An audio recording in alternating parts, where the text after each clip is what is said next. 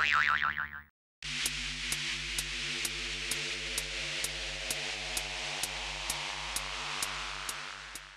teman-teman, mohon maaf tadi ada kendala teknis dari suara ya. Kita coba tes dulu ya, Bang ya. Ya, cek. Suara saya jelas, kalau jelas bisa kasih jempol, Yo, yang lain cek dulu. Suaranya silakan. Iya, suara gua jelas nggak? Kalau jelas kasih jempol 2. kalau saya 3. Oke, Udah sih ada suaranya. sip ya. Kita Coba komen kalau suara gua jelas, bilang suara Bang Wen jelas gitu. ada pulung ya, ada pulung jempol, Wibowo Johan, Gunung Oils. Oke, Jos katanya Ya udah sekarang ya. Bang. Ya udah kalau kayak gitu Oke, sip. nggak usah Dimulai pembukaan ya, Bang lagi, ya. kita mulai aja ya. Oke, langsung aja dari Bang Oke. Wendy ya. Kita Siap. mulai lagi. Oke, kali ini kita akan ngebahas ronde yang paling banyak dibahas orang, yang paling banyak orang bertanya-tanya dan paling banyak juga orang salah ya.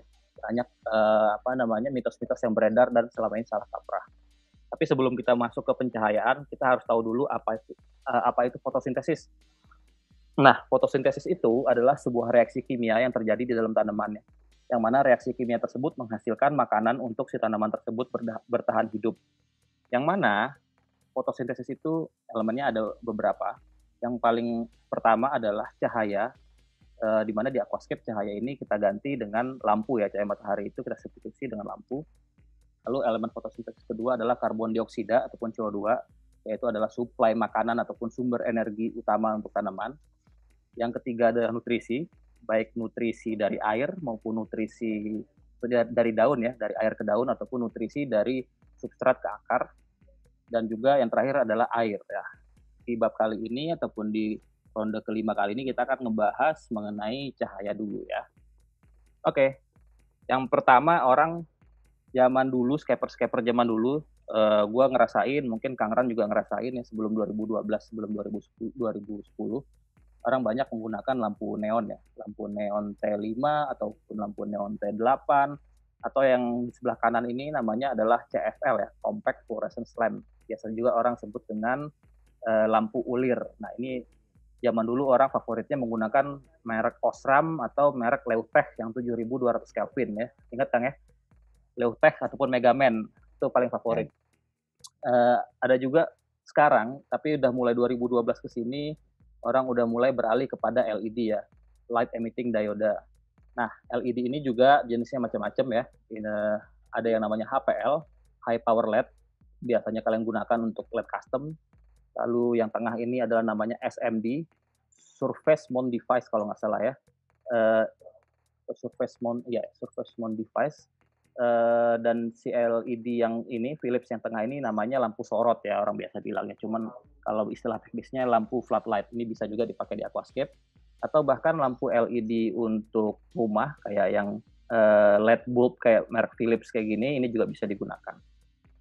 Nah, jadi itu dia secara umum yang biasa kita gunakan, tapi nomor 2 lebih favorit digunakan scaper zaman sekarang karena memang intensitasnya bisa lebih tinggi dengan power ataupun daya yang lebih rendah sehingga bisa menghemat listrik ya.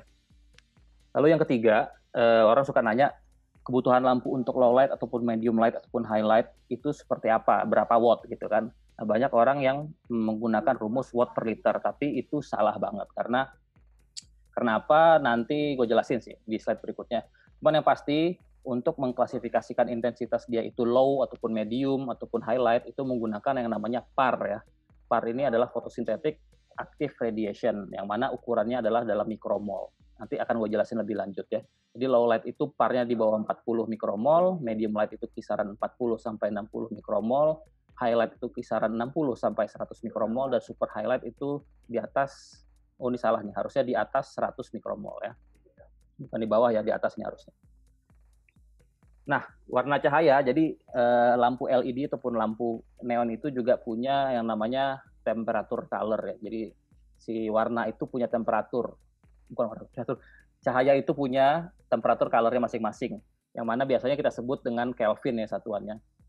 Nah, warna cahaya yang digunakan untuk aquascape itu pada umumnya adalah menggunakan warna putih ya, mengikuti cahaya matahari. Karena cahaya matahari itu dominannya adalah di kisaran 5.500 sampai 6.000 Kelvin tergantung jam berapa dan tergantung kalian berada di lokasi geografis mana.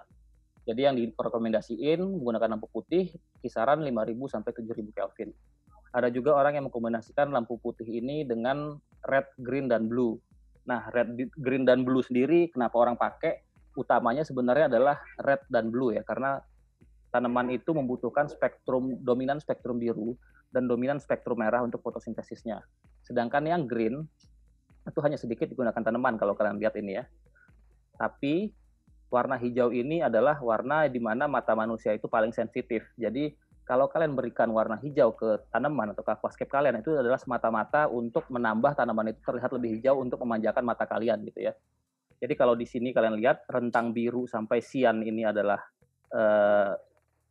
untuk kebutuhan fotosintesis, lalu rentang hijau sampai kuning ini adalah untuk kenyamanan mata manusia, dan orange sampai merah ini adalah untuk fotosintesis juga. Jadi kebutuhan tanaman, kebutuhan stomata ya, mata tanaman, sama kebutuhan mata manusia itu berbeda.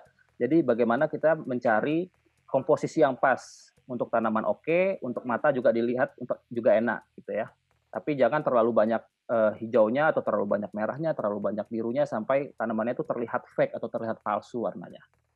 Oke, nanti mengenai PAR akan gue bahas lebih lanjut di slide berikutnya. Kita lanjutkan ke durasi ya. Durasi pencahayaan itu rata-rata adalah 8 sampai 10 jam per hari. Maksimal 12 jam lah mengikuti cahaya matahari di alam ya. Di bumi ini kan cahaya matahari biasanya mulai dari subuh sampai maghrib gitu ya. Itu kan rata-rata maksimal 12 jam. Bagaimana cara kita mengaturnya? Ya kita atur hidup dan matinya dengan timer. Bisa kalian gunakan timer analog yang seperti yang sebelah kiri atau timer digital yang sebelah kanan. Tapi timer digital ini punya kelebihan karena dia ada baterai ya. Jadi pada saat lampu mati, si settingan jamnya ini tidak berubah. Jadi kita tidak perlu ngeset secara manual lagi. Cuman memang ngesetnya agak lebih sulit dan harganya memang lebih mahal dibanding yang analog. Kalau gue pribadi sih lebih senang pakai yang analog. Tapi kalian jadi token listriknya harus selalu dibayar, jangan sampai mati lampu. Kenapa tuh Bang suka yang analog? Karena lebih simpel aja ngesetnya. Lebih bisa tinggal puter-puter aja ya? Iya. Tapi memang kita harus perhatiin ya, kalau misalkan mati lampu, artinya kita harus segera mengembalikan settingan ataupun aturan waktunya gitu ya. Oke, kita lanjut. Nah, ini tadi yang gue sebut dengan PAR ya. PAR ini adalah photosynthetically active radiation, yang mana secara definisi PAR ini adalah rentang spektrum warna yang digunakan tanaman untuk fotosintesis. Jadi ini nih, seperti gambar yang ini, inilah rentang spektrum warna yang digunakan tanaman untuk fotosintesis. Memang mulai dari biru sampai merah digunakan semua. Cuman paling dominan itu adalah di biru dan sian, dan di orange dan merah. Sedangkan hijau dan kuning itu cukup sedikit ya, digunakan sama tanaman.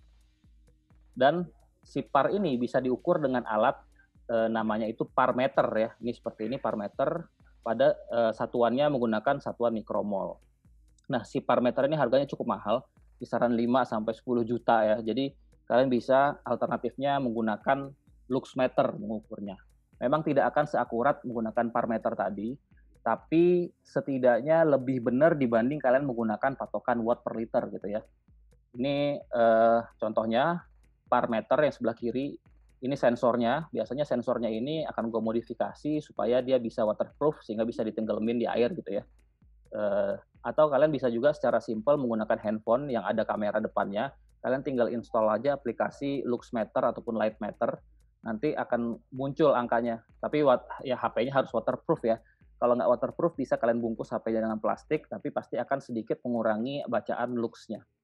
Nah, dari hasil lux ini, contohnya misalkan ini luxnya adalah 1800 ya, itu dibagi dengan 67, itu mendapatkan kira-kira parnya segitu. Jadi kalau ini contohnya 1800, dibagi 67 kan kurang lebih 28 atau 30 lah ya. Artinya par kalian sekitar 30 mikromol, artinya itu masih low light. Itu contoh aja. Contoh simpelnya. Oke, kita lanjut. Nah, par pada akuarium itu pengaruhnya banyak ya faktornya.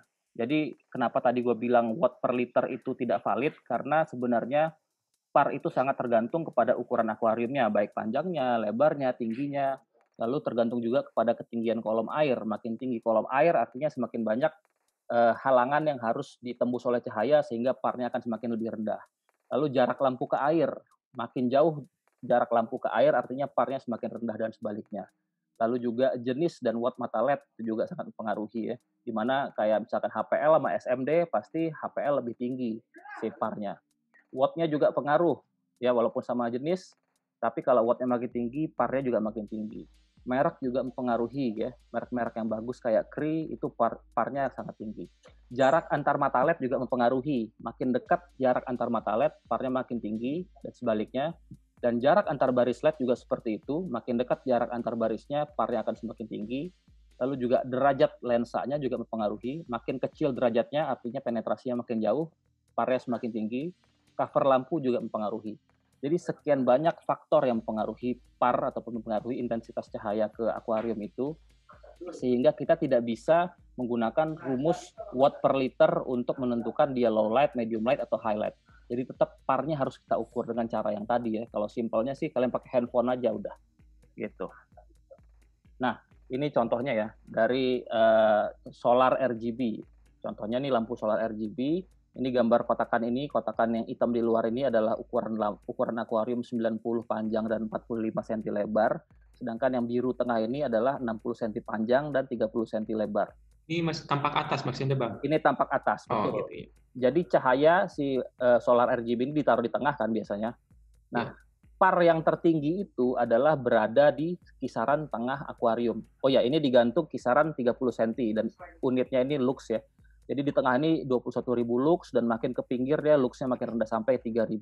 Jadi artinya kalau kalian taruh lampu kalian di tengah seperti ini, par tertinggi ataupun cahaya yang paling tinggi ataupun yang paling highlight adalah berada di tengah-tengah akuarium kalian. Dan semakin ke pojok itu akan semakin low light. Jadi kalau kalian lihat ini secara 3D, bentuknya akan seperti kontur gunung gini ya. Yang mana di tengah-tengah ini adalah puncak gunungnya dan ke pinggir akuarium itu adalah kaki gunungnya. Seperti itu ya kurang lebih. Jadi makanya di dalam satu aquascape aja itu antara highlight, medium light, dan low light itu ada semua gitu. Jadi nggak bisa benar-benar rata. Gitu ya. Oke, kita lanjut. Nah, jadi berapa watt sih sebenarnya yang ideal untuk aquascape? Ini contoh ya. Di sebelah kiri atas, ini adalah, katakan contoh ini sama-sama kiri dan kanan ini LED-nya 30 watt gitu. Yang sebelah kiri disusun 3 baris rapat dan sebelah kanan 3 baris renggang gitu ya. Yang mana yang sebelah kiri yang rapat ini parnya pasti akan lebih tinggi di area tengah, tapi penyebarannya akan buruk ya. Penyebarannya akan buruk ke pinggir-pinggir. Kalau kalian lihat ini semakin solid warna kuning yang cahaya ini, artinya itu parnya semakin tinggi.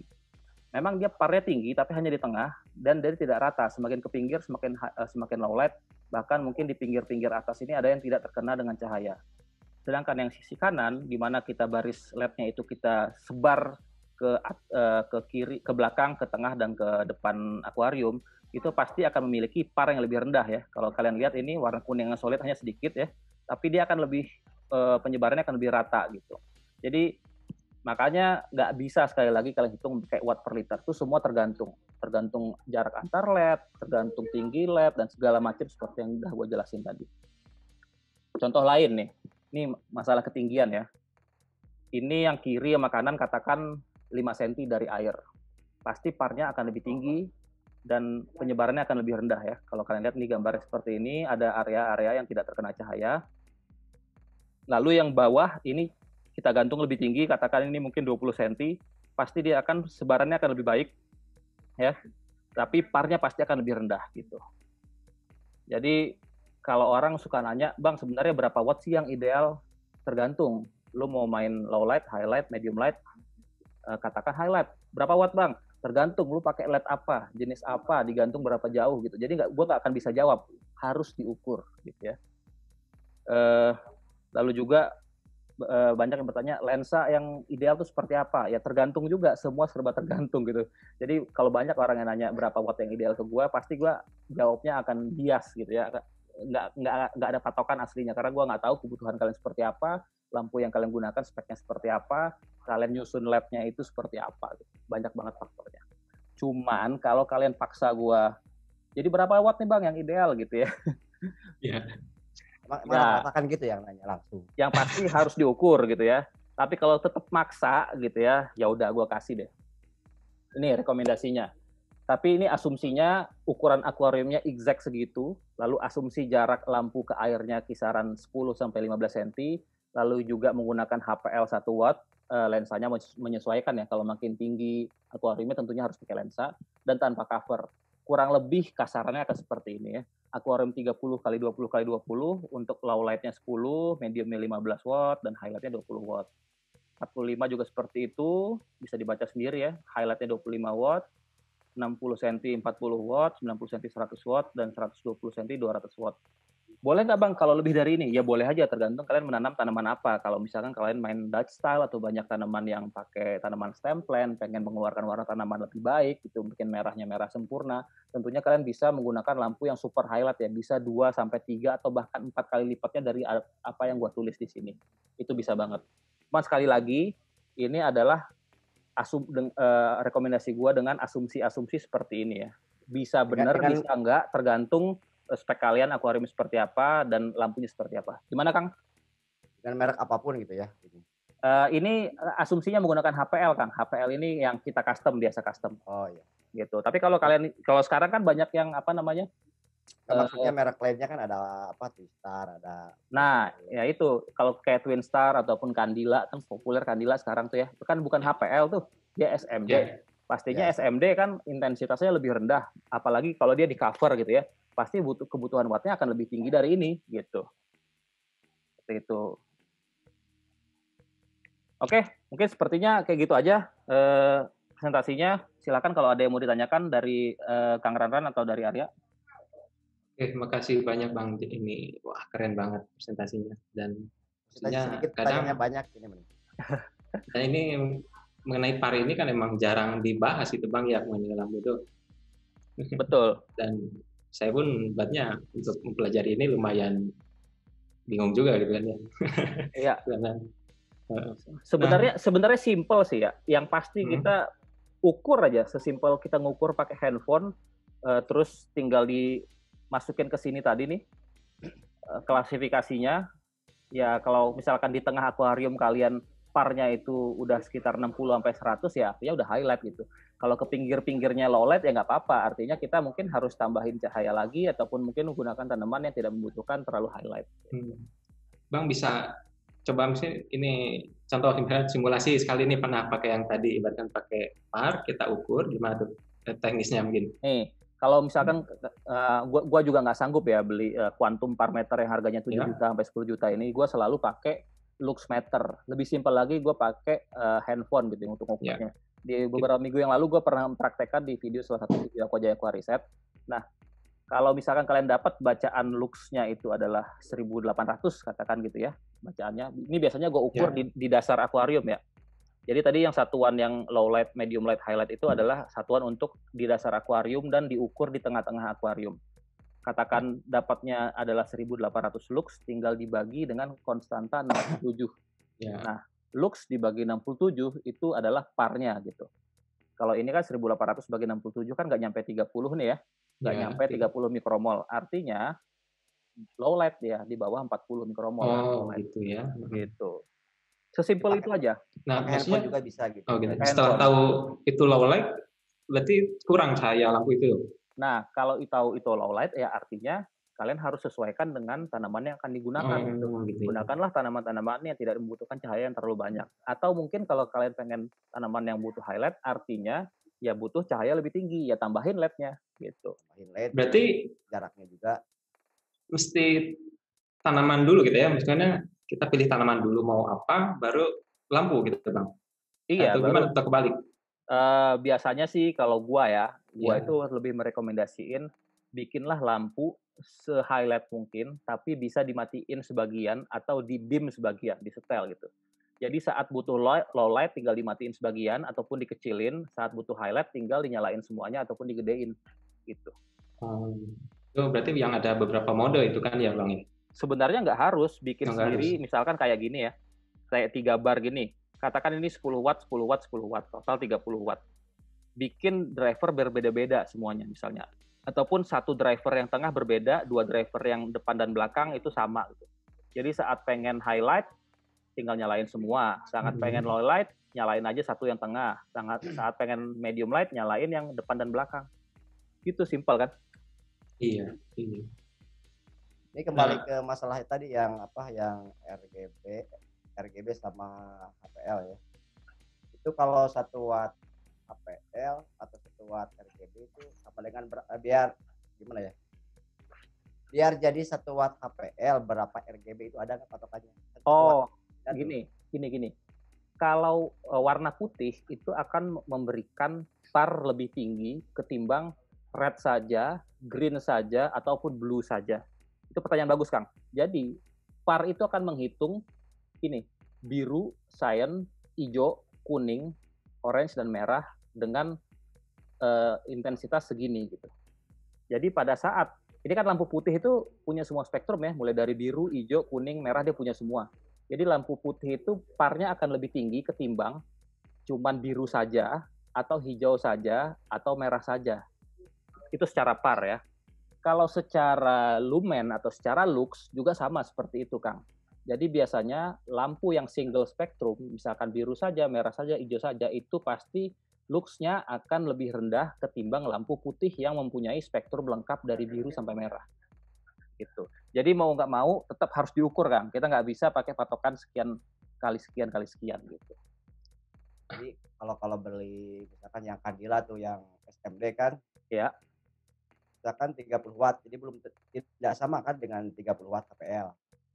nggak sama pasti karena jenis LED-nya beda, kombinasi warnanya beda, jarak antar LED-nya beda. Yang ini tadi, Kang. Ini mempengaruhi semua dari mempengaruhi bacaan par gitu. Semua faktor ini. Banyak elemennya tuh. Banyak Bisa ya kalau elemennya. pas kan ini lagi di warung nih mau beli, ukurnya itu nggak bisa langsung di depan lampunya, harus di air ya itu. Nah, sebenarnya memang harus di dalam air karena air itu juga akan mempengaruhi bacaan par ya. Cuman kalau misalkan nggak punya ataupun beli di toko gitu ya, ukur sekilas aja juga nggak apa-apa sih. Cuman biasanya kayak gue bilang lagi tadi, kalau misalkan beli kandila, kan kandila harganya sangat terjangkau sekarang ya. Untuk 60 cm beli aja deh udah 3 gitu. Yang S-series beli 3. Coba pasang 2 dulu. Harusnya sih yang misalkan 60 cm beli 2 biji, jatuhnya medium light gitu ya. Kalau masih kurang tambahin 1 lagi kayak gitu. Nah, itu pertanyaan yang tadi sekalian ini nih, ada yang bertanya hampir sama juga. Tadi yang bertanya dari IG Rian Saban ya. Jadi mewakili. Pertanyaannya adalah, Assalamualaikum Bang, kalau satuan 1 watt HPL kira-kira berapa watt di SMD? Jadi hampir sama yang tadi ya. Oh iya, hampir sama. Nggak bisa dipatok berapa watt dari HPL ke SMD sih, karena merek itu akan mempengaruhi, lalu juga nanti warna juga akan mempengaruhi gitu. Jadi harus diukur tetap ya. Iya, kadang ya sama-sama HPL pun itu wattnya bisa beda gitu. Kadang ada yang kita lihat 1 watt HPL itu adalah 330 mA dan 3,7 volt. Tapi ada juga HPL yang jenis lain, bukan jenis lain, sama-sama HPL tapi merek lain, voltnya lebih tinggi, terus miliampere lebih tinggi, sehingga dia nggak sampai 1 watt gitu. Jadi kalian jangan pusing dengan istilah watt ataupun istilah jenis mata LED, semua bisa dipakai, cuman yang perlu diperhatiin parnya cukup apa enggak, ataupun parnya memenuhi kebutuhan tanaman kalian atau enggak gitu sih. Jadi intinya kembali lagi ke par ya teman-teman. Betul, ukur simpel aja pakai HP doang. Semua orang punya HP kan, semua orang punya HP yang udah punya kamera di depannya pasti. Download aplikasinya ya Bang ya? Berarti ya? Tinggal download aplikasinya Luxmeter, gratis lagi ya. Banyak sekali aplikasinya, ada Luxmeter, Lightmeter, pokoknya intinya dia membaca lux. Bisa juga sih bertanya selain ke par ke yang telah menggunakan biasanya. Jadi ada rekomendasi. Masuk ke tokonya bisa. Bisa. Wah, ada bayangan siapa nih ya? Nah, ini senior. Halo Bang Dodi, apa kabarnya ini Bang? Sehat ya Bang ya? Pengen. Sebenarnya pengen ngundang Bang Dodi nih. Dodinya nggak dengar, gue pakai headset. Oh, itu bisa hilang kalau nggak pakai baju hilang ya? Oh, kalau mau lihat nih bisa. Oh tidak. Oh,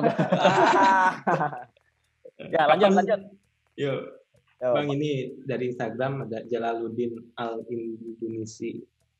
Saya pakai kandila 8 watt, tank 40 x 25 x 25, durasi 4 jam hidup, 7 jam mati, 4 jam hidup. Kok hair alga tetap ada? Ya, kenapa harus dibikin 4 jam hidup, 7 jam mati, 4 jam hidup?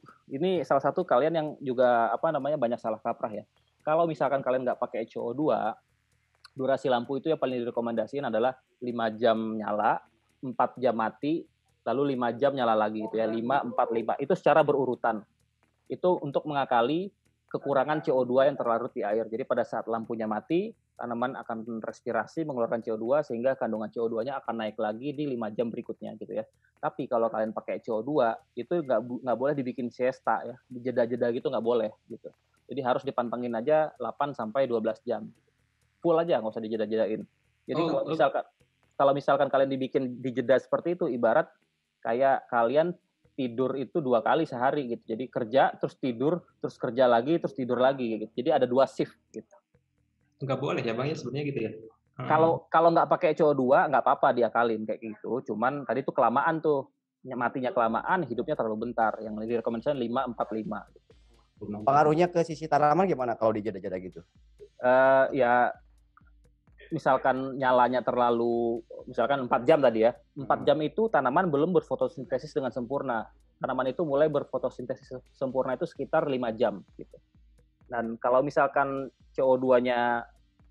lampunya mati kelamaan, ya artinya si tanaman ini dia berpikir gua harus istirahat nih, udah harus istirahat ini.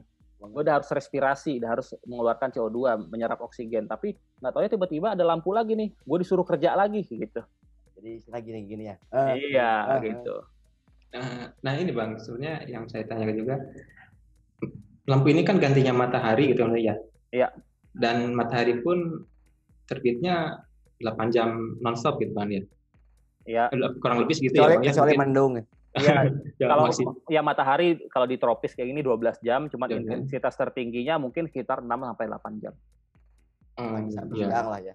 Nah, itu saya kan kayak di rumah ini kan dijeda nih Bang 4 jam gitu. Sebenarnya berarti itu kurang tepat gitu ya? Kurang tepat. Nah, kalau udah pakai CO2 dipantengin aja, gak usah takut. Nah, masalahnya gini Bang, itu kan kadang kenapa dijeda tuh misalkan 4 jam selanjutnya tuh kan malam sambil nikmatin gitu kan. Iya, enggak, kalau gitu kalian nyetingnya ya di mana waktu yang kalian paling banyak di depan akuarium gitu. Misalkan sering di rumahnya malam. Misalnya dari jam 6 malam sampai jam 12 malam biasanya kalian aktifnya. Ya artinya kalian nyalain mulai jam 4 sore sampai jam 12 malam. Gitu ya. Cuma maksudnya tidak mengikuti waktu matahari pun nggak apa-apa ya, karena kita main dalam ruangan karena kita di dalam ruangan, kecuali kalau kalian akuariumnya di teras ataupun di pinggir jendela, itu harus diperhatiin sih. Lebih baik mengikuti cahaya matahari kalau kayak gitu. Oh gitu ya. Kalau yang dibalik gimana tuh? Biasanya kan tanaman tuh biasanya siang, tapi dibalikin malam gitu. Nggak apa-apa Kang. Asal dia indoor, Jadi si tanaman ini nggak akan tahu yang mana siang yang mana malam. Dia hanya tahu siang dan malam itu adalah dari cahaya lampu gitu. Jadi kalau tanaman bisa dibohongi ya. Tanaman bisa dibohongi. Dia nggak tahu jam biologis, udah bisa dijadiin kalong dia tengah malam hidup gitu. Oke, ini dari Kang Ran, emang nggak dari Facebook mungkin Kang? Ya, dari Facebook nih. Dari Trig Love 1, mau tanya nih Om, untuk warna RGB yang bagus di mix apa pisah satu-satu? Kalau di mix, contoh merah sama biru diletak berdampingan apa diletak satu-satu? Oh, oke. Kayak gue yang bilang tadi ya, sebenarnya kombinasi RGB ini dengan putih ya, biasanya orang nyebutnya RGB white, itu hanya untuk lebih kepuasan mata kita.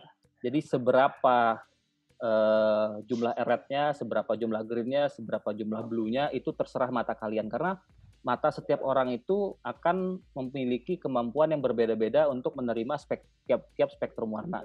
Jadi kadang gue ngelihat warna ini hijau, Arya bisa bilang itu biru gitu. Atau bahkan Kang Ran bilang itu abu-abu, karena mungkin kan itu warnanya deket-deketan gitu ya. Jadi itu semua tergantung selera kalian dan tergantung warna cahaya seperti apa yang ingin kalian lihat. Karena spektrum warna yang tidak diserap oleh tanaman itu akan dipantulkan kembali ke mata manusia. Ya, contohnya kayak tanaman hijau. Tanaman hijau itu dia tidak menyerap spektrum hijau ataupun sedikit sekali menyerap spektrum hijau. Sehingga si spektrum hijau tadi dipantulkan kembali ke mata kita sehingga kita melihat tanaman itu warnanya hijau. Gitu ya. Begitu juga dengan tanaman merah. Kalau tanaman merah itu dia sedikit sekali menyerap spektrum merah, tapi banyaknya dipantulkan kembali ke mata manusia sehingga kita lihatnya tanaman itu warnanya merah. Nah, kalau tadi dibilang bagaimana penyebarannya, ya sebaiknya kalau pengen kombinasi, disebarlah seluas mungkin, gitu, serata mungkin. Sehingga tidak ada yang namanya sebutannya itu disco effect. Gitu. Disco effect itu jadi paparan cahaya ke akuariumnya terlihat ada warna merah, warna hijau, warna biru seperti warna-warni. Jadi kalau ada di bayangan itu harusnya rata gitu ya warnanya. Iya, harusnya merata. Jadi kayak kecampur lah gitu, Kang. Gitu. Berarti kalau gitu tadi kan yang warna putih itu kan udah mengandung betul. biru. Tapi kenapa tadi harus dipakai biru merah gitu lagi? Nah, memang tadi kayak yang gue bilang, sebenarnya lampu putih aja cukup, udah sangat cukup untuk kebutuhan fotosintesis tanaman ya, karena dia lampu putih itu birunya tinggi, lalu merahnya juga tinggi, hijaunya pun tinggi untuk kebutuhan mata manusia. Nah, kenapa orang menggabungkan red, green, dan blue itu adalah karena Bang Wendy dulu gitu kan, jadi ngikutin. Enggak, jadi sebenarnya gini, Kang. Bagaimana kita mengkombinasikan warna LED itu adalah untuk kita mencari jalan tengah antara kebutuhan tanaman yang pas, kebutuhan cicilan, mencari kebutuhan tanaman yang pas dan juga kebutuhan mata yang pas, dan juga mencari watt yang serendah mungkin, daya yang serendah mungkin biar irit. Oke, cukup dari Instagram, Bang? Yo. Dari Husiana, kalau wattnya kurang terus ditambahin lampunya dengan watt yang sama bisa nggak, Bang? Maaf, diulang lagi. Kenapa? Ya, ulang. Saya juga kalau wattnya kurang terus ditambahin lampunya dengan watt yang sama bisa nggak, Bang? Ya tergantung kebutuhan sih. Kalau misalkan ngerasa kurang, ya tambahin mau wattnya sama kayak mau wattnya beda kayak ya itu terserah. Apa yang pasti parnya itu harus kalian ukur gitu. Cukup apa enggak gitu. Yang tadinya medium bisa jadi highlight apa enggak, yang tadinya low bisa jadi medium apa enggak gitu. Ini lanjut dari Jalaluddin Al Indonesia. Ini tadi udah dibahas sih, tapi bahasin aja lah. Saya pakai kandila 8 watt, tanknya 40 kali 25 kali 25. Udah, Bang. Kang, kayaknya ya. sama ya. Di Instagram sama ya tadi. Oh ini ya saya juga di Instagram. Kang, kalau tadi pertanyaannya masih pertanyaan tank segini sama. Lampunya low atau medium atau high nggak usah dibacain. Intinya harus diukur. Yang susah gitu. Harus diukur intinya, gitu ya. Siap. Gitu, harus diukur. Nah ini Bang, Dwi_AZ1. Bang, kalau udah muncul alga, durasi waktunya dikurangin nggak, Bang? Ini alga nih, Bang. Nah, karena memang alga ada hubungannya sama lampu ya.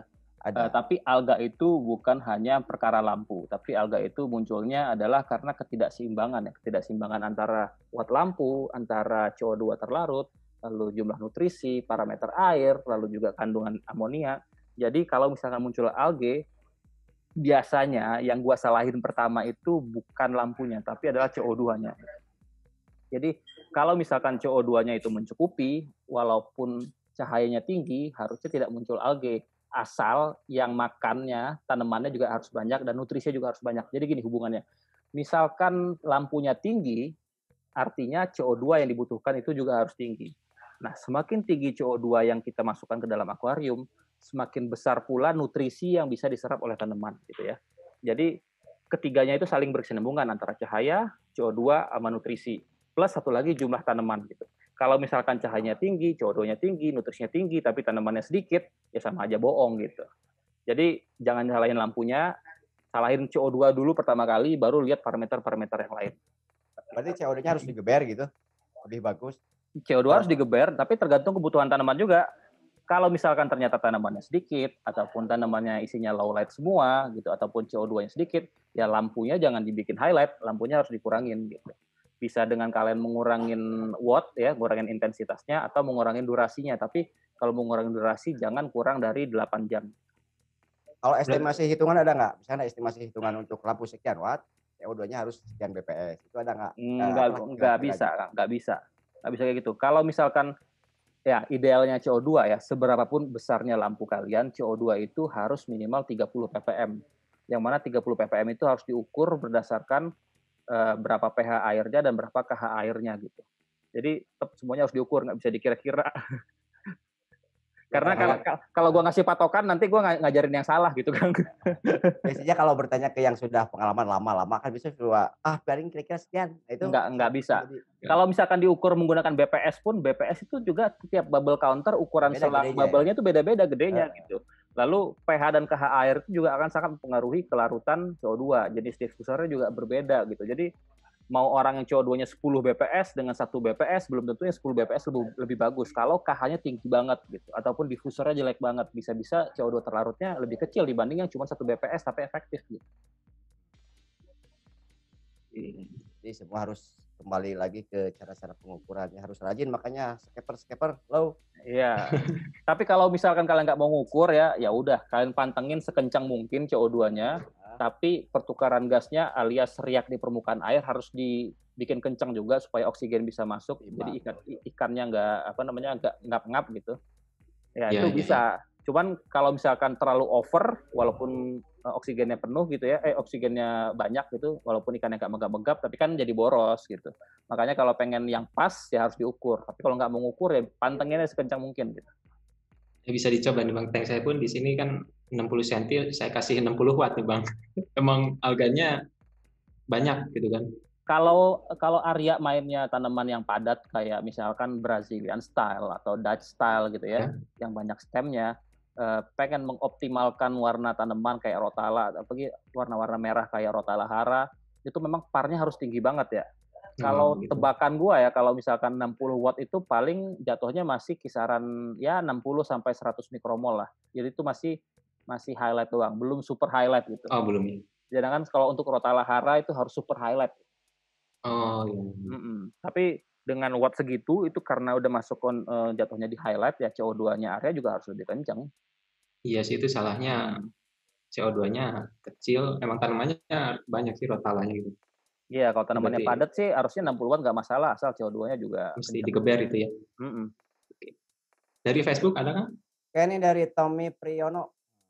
Udah 2 kali nih nanya, tadi paling awal, sekarang paling akhir. Nggak kebaca. Bang, tanaman yang kebutuhannya low light, contohnya Pellisteria, Cryptomos, kalau diberi highlight, apa akibat buruknya? Nah, ini juga pertanyaan yang oke ya.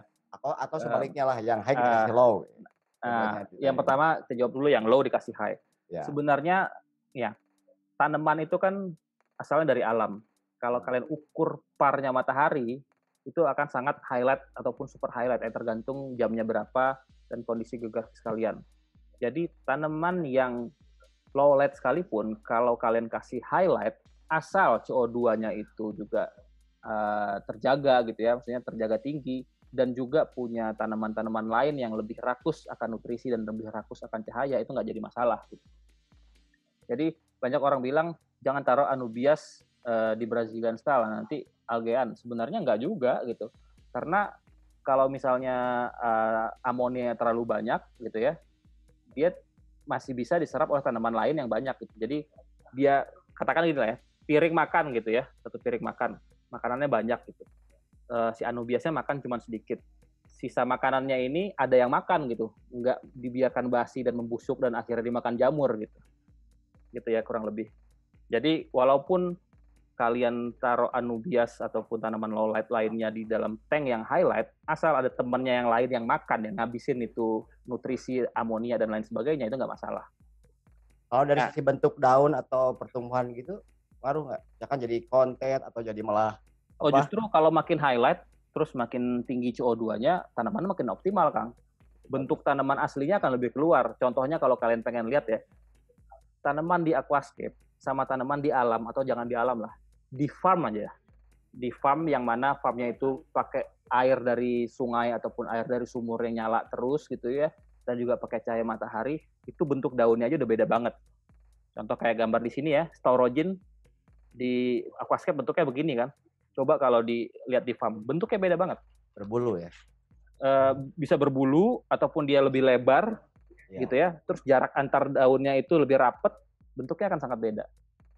Tapi kalau dibandingin di farm kan biasanya suka pakai itu tuh paranet itu biar paranet terlalu panas gitu kan, biar nggak terlalu panas, betul. Logikanya kalau ke sana berarti di tank juga nggak kepanasan gitu kalau ketinggian gitu. Iya, karena kan cahaya matahari itu kita nggak bisa kontrol, Kang. Pada saat dia terik-terik banget ya cahayanya terlalu tinggi gitu, sedangkan mungkin farmnya airnya nggak nyala 24 jam gitu. Kalau air yang nyala 24 jam apalagi dialirin dari sungai ataupun dari sumur, artinya kan CO2-nya tetap tinggi ya.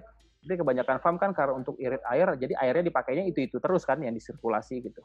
Sehingga dia juga harus compensate dengan cahayanya jangan terlalu tinggi.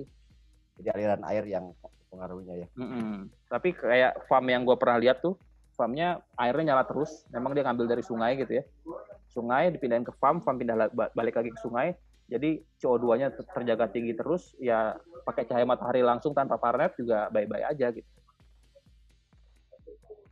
Ya, IG. Arya. Oke, dari alfisyahrin.drw, Assalamualaikum Bang, di par berapa buca palanda bisa mengeluarkan warna merah dan biru? Bisa dijawab nggak itu Bang? Par tinggi gitu. Sebenarnya gini, karena buce itu unik ya, buce itu unik dan gue juga memang tidak terlalu suka dengan tanaman-tanaman rhizome kayak buce ataupun anubias. Jadi gue nggak bisa menjawab di par berapa dia akan optimal. Cuman kalau secara umum untuk mengeluarkan warna optimal tanaman itu semakin tinggi nilai parnya ataupun mungkin semakin banyak spektrum merah dan spektrum biru, itu tanaman akan mengeluarkan warnanya yang lebih optimal. Berarti itulah salah satu ini ya tadi LED warna biru merah itu buat melebihkan berarti ya. Betul, biru dan merah itu untuk menambah jumlah spektrum biru dan merah, tapi jangan terlalu over juga, Kang. Karena kalau terlalu over, warnanya jadi keunguan, jadi warna tanamannya terlihat palsu gitu, terlihat fake. Nah, itu untuk over tidak overnya berarti kita harus lihat langsung di pertumbuhan tanaman aja ya. Kalau misalkan over kurangi gitu. Kalau untuk tanaman sih dia nggak akan ngerasa over red atau over blue. Cuman yang gue bilang tadi gitu. yang terlalu berlebihan itu adalah di mata kita yang gue bilang tadi. Di mata kitanya. Di Facebook ada kan? Oke, dari Triglap lagi nih. Kenapa spektrum grow light banyak dipakai untuk budidaya emers? Apakah spektrum pink lebih bagus dari spektrum red? Nah, ada pink. Kalau pink dari mana itu? Enggak, sebenarnya bukan pink gitu. Grow light itu adalah warnanya pink itu adalah gabungan antara spektrum ya? Biru dan spektrum merah. Jadi warna biru sama warna merah itu kalau digabungkan kelihatannya warnanya pink. Nah, kenapa di kayak di farm tanaman darat itu kebanyakan pakai warna pink ataupun campuran antara biru dan merah? Ya karena mereka ingin daya yang seefisien mungkin gitu, karena mereka tahu tanaman itu hanya dominan menyerap spektrum biru dan spektrum merah. Ngapain gue ngasih spektrum warna yang lain gitu? Jadi nggak pakai putih berarti ya? Nggak pakai, biru dan merah aja udah cukup buat nubuhin tanaman gitu. Gue nggak perlu buang-buang daya yang tidak digunakan oleh tanaman gitu. Tapi kalau di aquascape kan ya nggak bisa dong kalau kita cuma pakai warna biru dan merah ataupun warna ungu gitu ya, kan kita nggak enak ngelihat warna tanamannya kan. Makanya kita kasih spektrum hijau di tengahnya, hijau dan kuning untuk kebutuhan mata kita gitu. Baik, kalau saya dulu pernah bikin itu dibuat 2 mode, jadi ada model view sama mode grow gitu. Iya, saya juga bikin kayak gitu Kang dulu. Tapi kalau di Rift kayak bagus ya itu kalau nggak pakai putih, kalau nggak salah ya. Oh, kalau ngomong Rift nih hal yang berbeda ya, hal yang berbeda. Kebanyakan biru. Rift itu kan dia tumbuh di lereng laut ya, di slope laut lah gitu ya. Yang mana slope laut ini ada yang dangkal dan makin lama makin ke tengah laut makin dalam gitu ya. Nah, spektrum biru itu bisa menembus ke laut yang lebih dalam. Artinya penetrasinya frekuensi si spektrum biru ini jauh lebih tinggi ketimbang merah. Jadi semakin ke kanan ini penetrasinya semakin buruk. Warna merah ini adalah penetrasi yang paling buruk gitu. Jadi bagi teman-teman reef gitu ya, apalagi yang memelihara koral-koral dengan yang di alamnya itu hidup di kedalaman laut yang lebih dalam, pasti dia akan membutuhkan lampu biru lebih banyak. Karena di alamnya hanya spektrum birulah yang nyampe menerpa ke koralnya gitu. Nah, kalau misalkan koralnya ada ataupun kayak misalkan rumput laut gitu ya, yang mana tumbuhnya di laut yang lebih dangkal, itu dia juga membutuhkan spektrum merah karena cahaya mataharinya spektrum merahnya masih nembus ke dasar laut yang dangkal gitu. Dan tetap bagus gitu ya walaupun nggak pakai putih hebatnya gitu ya. Biasanya sih mereka kombinasi juga ya, tergantung kebutuhan tadi tergantung si koralnya ini koral di kedalaman berapa gitu. Makin dalam koralnya di alamnya gitu ya, makin banyak spektrum biru yang dibutuhkan karena hanya spektrum birulah dari cahaya matahari yang bisa menembus sampai kedalaman laut tertentu. Kalau standar ini standar ketinggian, biasanya suka banyak tanya loh. Tingginya tuh biasanya berapa gitu standar. Tadi kan udah ada standar. Balik lagi ke sini Kang. Oh Balik lagi iya ke ya, sini, balik lagi ke ukur par lagi harus ya. diukur gini, ini kayak gini tadi gitu. Jadi kalau ditanya ketinggian yang ideal berapa, gue nggak bisa jawab gitu. Diukur lagi ya. Makin jauh, ya dia makin rata, tapi parnya makin rendah. Makin dekat, parnya makin tinggi, tapi makin terfokus, makin nggak rata gitu. Ya, Dengan lampu yang dijual standar aja, lampu standar. Kira-kira aja misalkan Bang Wendy biasanya pakai berapa tuh untuk ya yang kalau dijual kan pasaran gitu kan? Daripada lampu, banyak yang pusing ya yang lampu yang standar pun kan ukuran tingginya beda-beda, Kang. Nggak ada standar ukuran lampu yang kayak misalkan kandila. Kandila itu kan pendek banget, jarak paling 5 cm itu kurang. Ada lagi kayak lampu yang custom gitu ya. Itu kakinya paling 10-15 cm gitu. Apakah Jadi mereka udah hasil riset itu ketinggiannya? Ada yang iya, ada yang enggak, Kang. Gitu. Iya. Dan lebar si rumah lampunya gitu ya, penyebaran baris lampunya itu juga beda gitu. Ada yang lebar, ada yang. Iya, karena kalau mereka sih biasanya kalau produk kadang-kadang nggak terlalu memperhatikan ke arah sana. Mereka lebih memperhatikan bagaimana terlihat estetis si lampunya dan bagaimana menekan cost produksi makin rendah gitu. Dan gimana permintaan pembeli?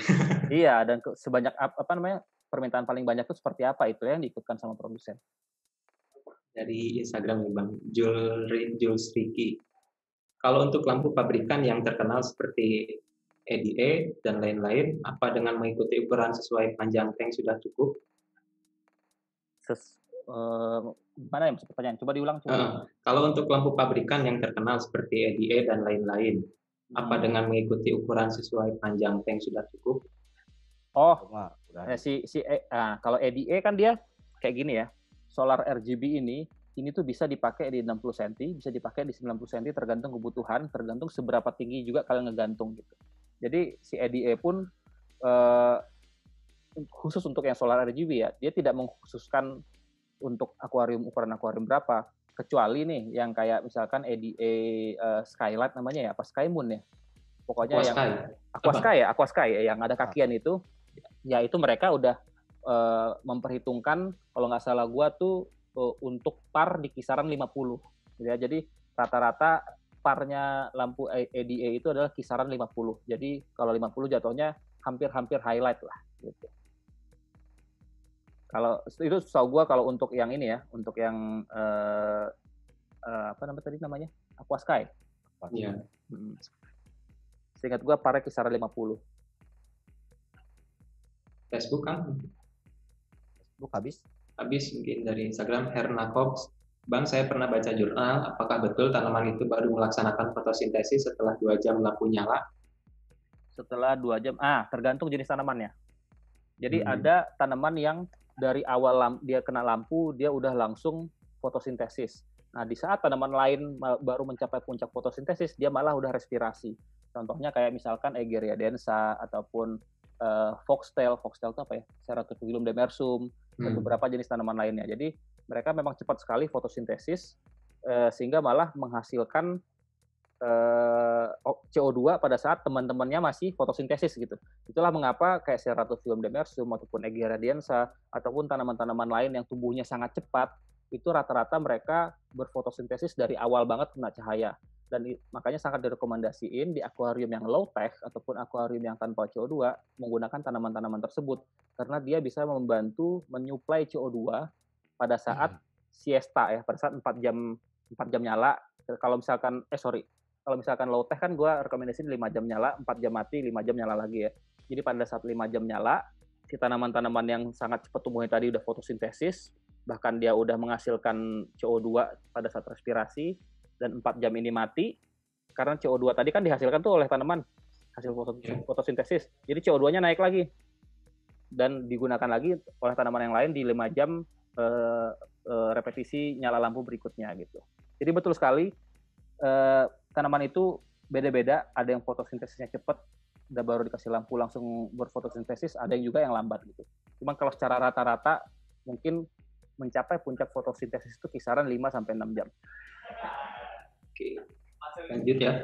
Ini dari ini nih ya nih ada nih dua penanya tapi hampir sama jawabannya. Enggak. Dari Ridwan dan Tony ini. Kenapa sinar matahari tidak direkomendasikan untuk aquascape. Padahal kan ya lampu itu justru mengikuti mirip-mirip matahari gitu. Kenapa tidak direkomendasikan? Karena kita tidak bisa mengontrol cahaya Tuhan. Jawabannya itu. Ya, Kenapa? jadi perlu pengontrolan berarti ya? Ya, Yang mendung gitu ya mungkin. kenapa kita gunakan lampu? Yang pertama, kita nggak bisa ngontrol cahaya matahari, baik dari intensitas maupun dari jam dia nyalanya ya. Lalu yang kedua, kalau misalkan kita hanya mengandalkan cahaya matahari, artinya kita harus meletakkan akuarium kita di pinggir jendela ataupun mungkin di teras ataupun mungkin bahkan di outdoor. Nah, sedangkan untuk kenikmatan mata kita memandang itu pasti akan lebih enak dilihat jika ada lampunya ketimbang hanya kita mengandalkan dari cahaya matahari. Lalu masalah berikutnya, karena kita tidak bisa mengontrol intensitas dan nggak bisa mengontrol durasi si cahaya matahari tadi, kalau misalkan kita salah keseimbangan, misalkan nutrisinya nggak cukup, CO2-nya nggak cukup, cahaya matahari itu adalah kombinasi yang paling tepat untuk menghasilkan alge. Kacanya langsung hijau. Betul. Dan walaupun kalau di tanknya disimpan di luar, matahari terik, tetap aja dalamnya kan nggak kelihatan. Iya, susah ngelihatnya, nggak enak kalau nggak ada lampu. Dan kecuali ya kalian mau bercocok tanam ya, mau nyetok tanaman, mau farming ya, itu beda. Cahaya matahari lah yang paling irit gitu. Nah ini dari Denny Nada Kurniawan nanya jarak tadi sudah ya, jadi tidak bisa diukur, tapi harus tidak bisa dijawab, harus pakai diukur jarak antara lampu dengan air tadi. Ya. Lagi Arya. Instagram Gagahmi Perkasa, Bang, kalau dibantu banyak lumut dan juga jenis alga, ketika tank baru berumur 1 minggu, apa ada kaitan dengan pencahayaannya? Nah, biasanya kalau di awal setting itu sangat sangat rentan dengan alge karena kandungan amonianya masih tinggi. Yang mana amonia ini adalah makanan utama si spora alge. Makanya kalau misalkan kalian pakai pupuk dasar ataupun pakai soil yang notabene amonianya tinggi gitu ya, disarankan cycling terlebih dahulu sebelum melakukan penanaman gitu. Jadi pada saat kalian setelah cycling 2 minggu, 3 minggu, amonianya udah rendah, lalu kalian tanam, kalian planting, itu akan lebih besar kemungkinannya kalian tidak akan terserang di awal-awal tanam. Tapi kalau kalian nggak lakukan cycling, kalian pakai substrat yang nutrisinya tinggi, langsung tancap aja, gue yakin bulan pertama pasti kalian akan berantem dengan alge. Alge apapun akan nongol. Biasanya tuh dimulai dari brown alge terlebih dahulu, biasanya ya fasenya. Brown alge terlebih dahulu, kelar brown alge akan muncul hair alge, kelar hair alge biasanya akan muncul Stackhorn. Habis Stackhorn biasanya nunggu BBA, dan pas sudah mature biasanya yang nongol adalah BGA karena substratnya udah terlalu padat anaerob. Biasanya kayak gitu. Itu normal sekaligus tadi. Kenapa Kang? Itu sekaligus tadi menjawab dari siapa itu? Jadi pertanyaannya kenapa saya baru 1 minggu katanya udah muncul alga. Jadi iya. Sabar aja gitu ya. Iya, jadi intinya sih kalau kalian kena alge, ya gue nggak bahas panjang-panjang ya karena ntar itu di ronde berikutnya. Kena alge, intinya kalian jangan nyalahin lampu langsung, jangan nyalahin CO2 langsung, jangan nyalahin pupuk kalau CO2 emang harus disalahin, jangan nyalahin pupuk langsung. Yang paling pertama kalian salahin adalah diri sendiri, gitu. Ya. Pertama diri sendiri, yang kedua lihat CO2-nya, lalu yang ketiga lihat amonianya, gitu. Kalau CO2-nya kurang ya kalian tambahin, kalau amonia tinggi ya kalian ganti air ataupun cycling di awal. Dan emang sudah biasa kalau tank-tank awal kan pasti ada alganya. Pasti.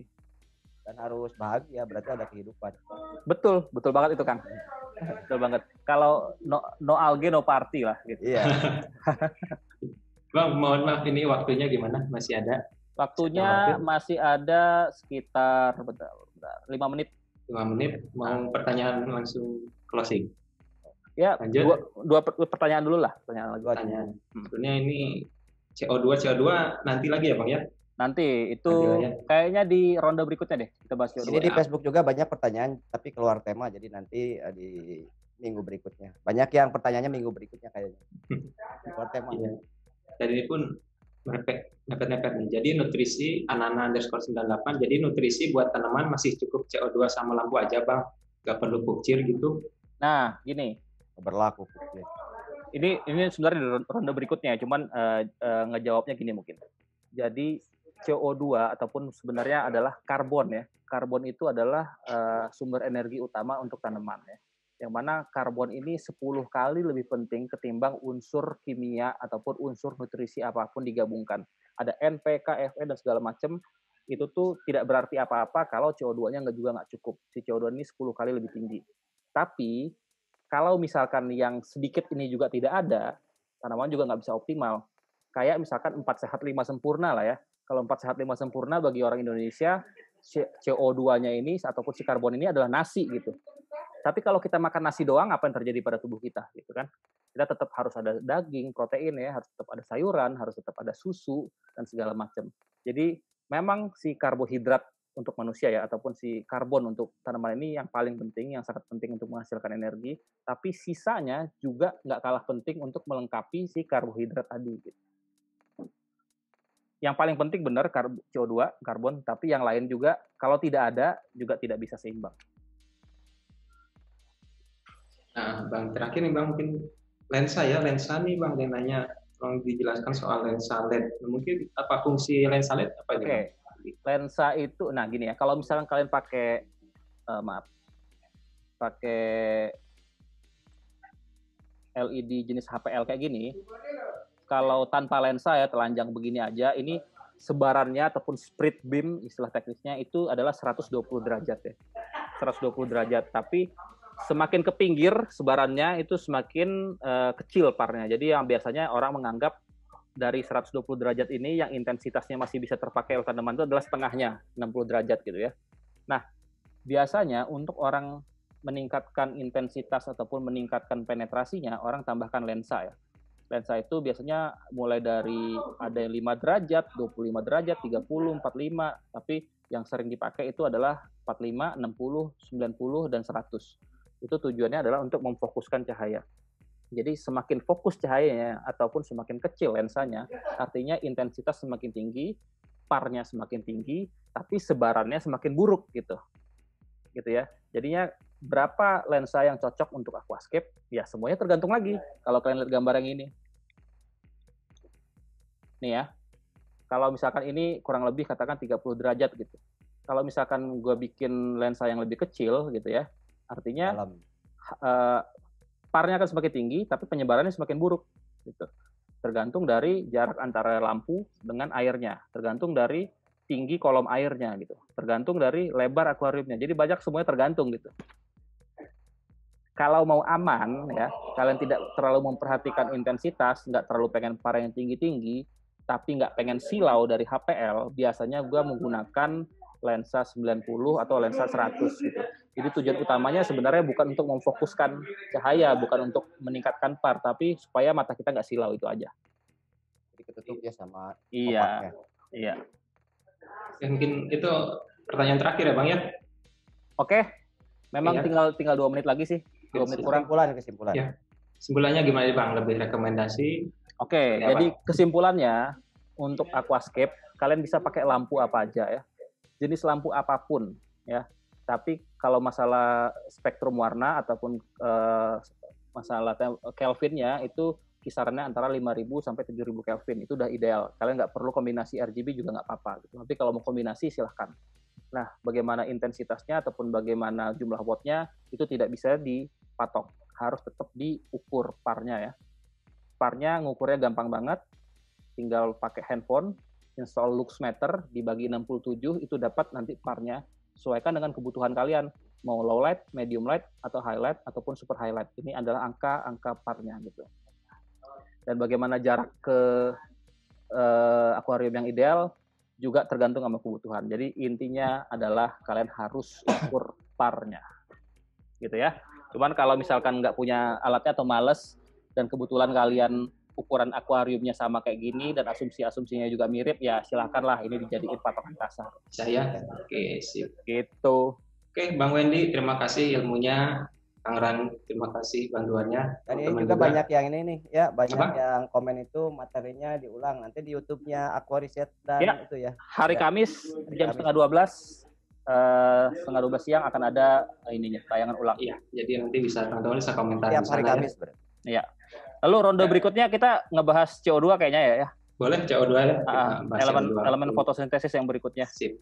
Oke. Cara Bang Wendy, ya. sama ini cara buat DIY-nya, jangan tabung. Udah lama nggak pakai DIY. Iya. Oke, Saya ini baru bikin tadi. Oke, Nea, ini 1 menit lagi mati. Ya, teman-teman terima kasih banyak sudah bergabung. Bang Wendy juga terima kasih ilmunya. Sehat selalu, Kang Ran juga terima kasih sudah dibantu. Sampai ketemu di pertemuan berikutnya ronde 6 dengan pembahasan CO2, Bang ya.